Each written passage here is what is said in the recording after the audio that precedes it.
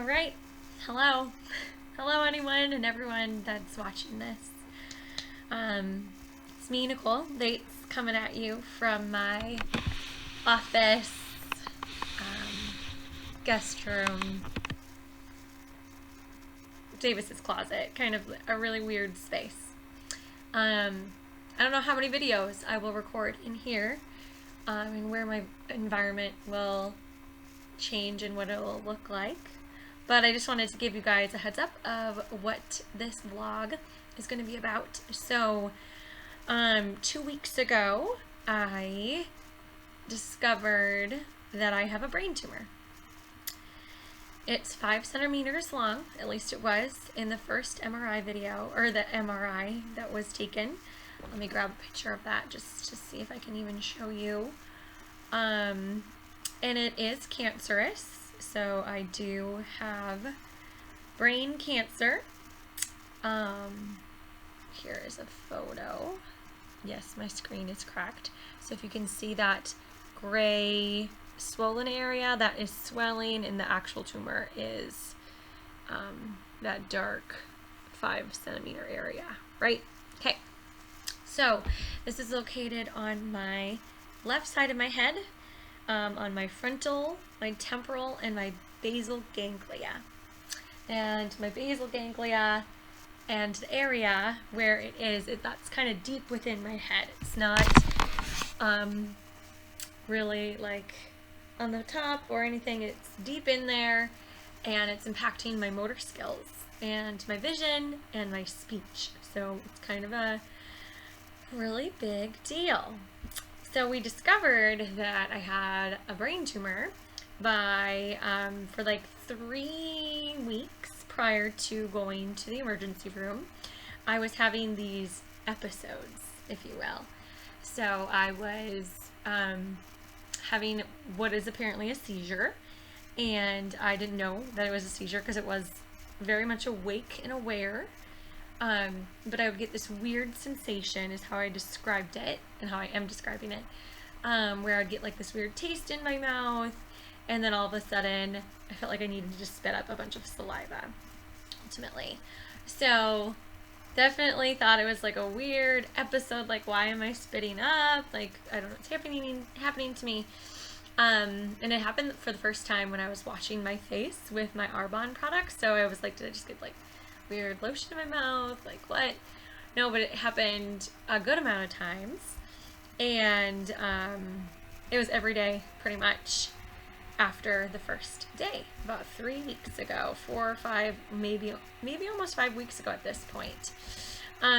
It started happening 2 to 3 times a day, and typically it would happen and I would be wiped out afterwards. I would need to take a nap, and typically a nap would lead to a second episode or seizure, and it started just getting really, really unbearable to do normal life as a health coach with B Squared. And I was coaching clients, trying to develop content, and be a manager, and a bunch of different things. So the Monday before I went to the emergency room on Tuesday, 2 weeks ago. So let me just get the date because I want to know what day it was specifically.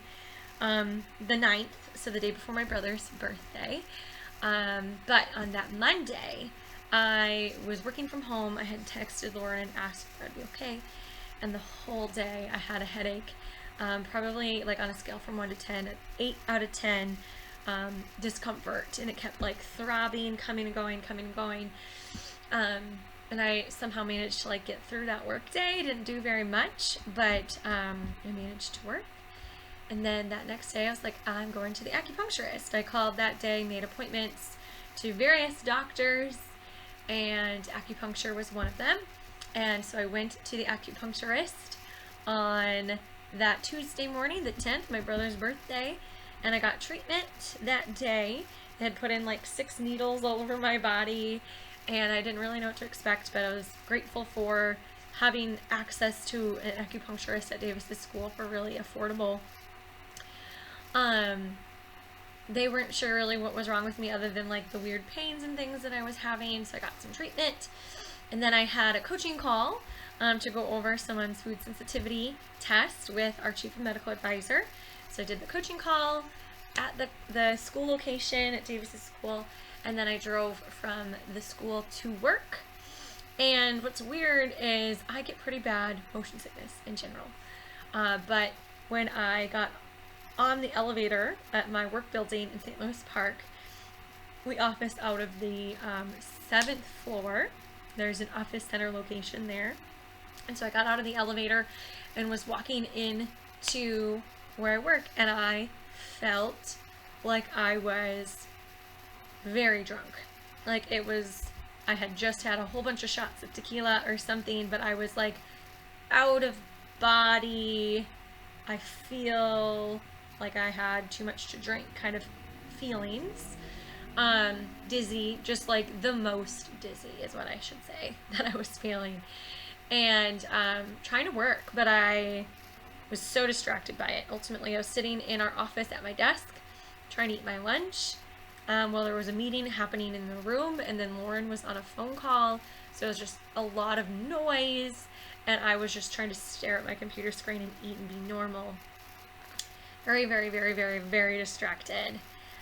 Chris had asked me a question about a tent and all these things, and I was just trying to answer the question to the best of my ability, and eventually Chris left the room, and then I had moved into a meeting with Lauren and my coworker Brooke. And when Brooke was out of the room, I let Lauren know that I was not okay. Pretty much told her, so sorry, but I feel like I'm completely annihilated with like being drunk, and I haven't had anything to drink today. I had some tea, ultimately. I was drinking water, and she was not okay with me feeling that way. Gave me a number to a neurologist, and I was calling them in the car. So I had left the building, ultimately called Davis and said, I'm going to need you to come get me because I can't be here. And was in the car talking to the neurologist scheduler, and Davis was coming to get me because I was not comfortable to drive my vehicle home, ultimately, and we were just going to deal with cars later. I had scheduled an appointment for 7 a.m. that next day, and felt like we could make it to that, but Davis is coming to get me, and I pretty much had decided, and Lauren had encouraged me, like, just go to urgent care at this point, and if they don't need you, you can just go to your neurology appointment the next day. So Davis had picked me up, and he drove me from St. Louis Park back to Shakopee. There is a hospital here in our town in Shakopee, and we went to check ourselves into urgent care, and didn't realize that they have very weird hours. They were only open from 5 p.m. to 10 p.m. and we were checking in, and it was about 1:45 in the afternoon. And so they were like, please come in, let's get you checked in for the emergency room, and if we don't need you, we will send you home, and it'll be fine. Rather you do this than not, especially when I was describing to them how I was feeling, described severe headaches, very dizzy, ultimately. They checked me in, and we never left. Ultimately, they brought us to the back, and I did a bunch of tests. I did blood work, did an MRI, talked to the doctor and the nurses and things, and pretty much the nurse or the doctor told me, blood work looks great, you're healthy, your MRI did not look good at all. Davis actually had just stepped out of the room to find me a snack because my hunger came in a hot minute, because at this point it's like 5 o'clock and I was starving, so he was looking for a vending machine. So she delivered me the news of the brain tumor without Davis being in the room, that it was pretty ugly. And when I say ugly, she meant like it looked really unhealthy, and it was, 5 centimeters, and that they really wanted to transfer me to Abbott Northwestern in Minneapolis or a St. Paul hospital. And we picked the Abbott one, Minneapolis, just because it's a little bit more central and closer to where we live in Shakopee. Davis came back in the room after me hearing this new shocking information, and she told him the same information. So then Davis left me there to kind of like process. I was pretty wiped out based on how I was feeling. He came to our house to get us what we needed for overnight bags. So he came and got me some belongings and then drove me to Abbott. There I stayed at Abbott for a conversation with the neurosurgeon. We talked a little bit about the case that I had, and I stayed overnight to prepare for a biopsy and further testing. So I believe I had another MRI done, drew just like the most amount of my blood, and did a biopsy. So we were in the hospital from Tuesday evening through Saturday, had a biopsy completed, and had a few episodes in the hospital that led me to be there a little bit longer, staying until Saturday morning when I got to finally come home. And I have 11 staples in my brain. Well, not in my brain, they're in my head. I'm going to try to show you them so you're aware, because I'm getting them removed today. So let me locate these bad boys. Here they are.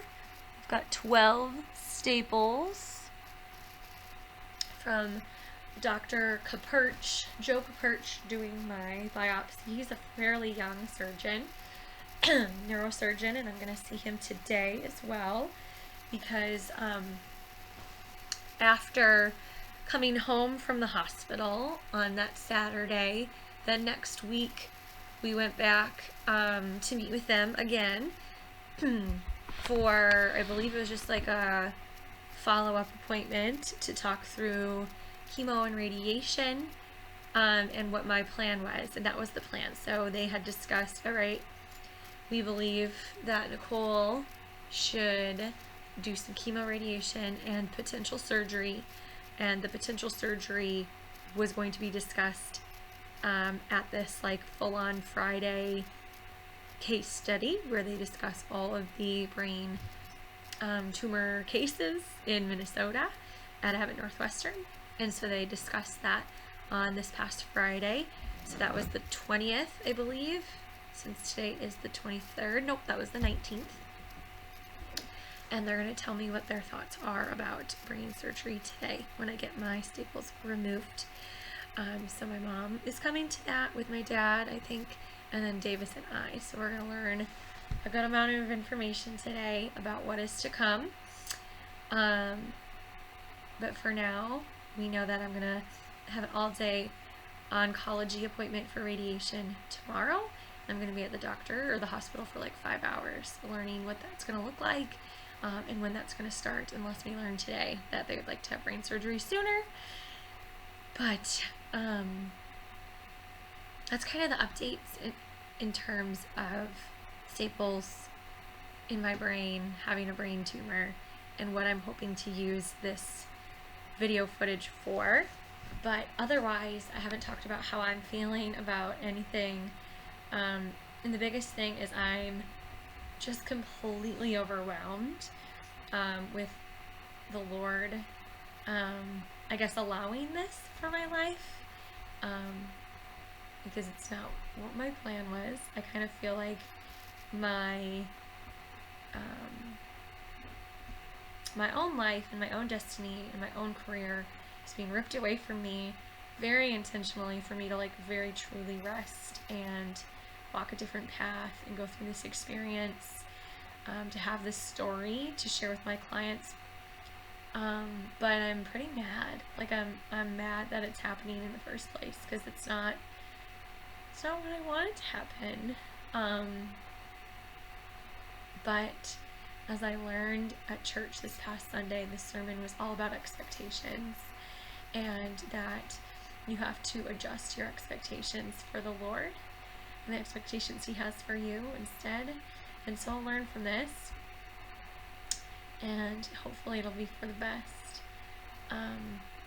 I also really appreciate Davis. He's been such a great caretaker for me. I know he can probably hear me. He was just at the park doing sprints. We didn't sleep well last night because I also hurt my back. It's a long story. so I wasn't sleeping well last night, so I didn't get to wake up and lift before we go get my staples removed. But he has been such a amazing husband, caretaker, helping me with everything, and I appreciate him and love him so much. So thanks, Davis. And I will keep doing videos for you guys to give you updates on what I learned, what I know, what I feel, and what God has in store for me in the future here. So here's video 1, 15-minute update of brain tumor, where we're at. Like I said early on, I'm probably moving in with my parents. Actually, we are moving in with my parents, so our townhouse, I don't know how many videos will be filmed in here, which is kind of emotional to think about, but good for us to not have to pay a mortgage. So have a good day. Stay tuned for more. Thanks.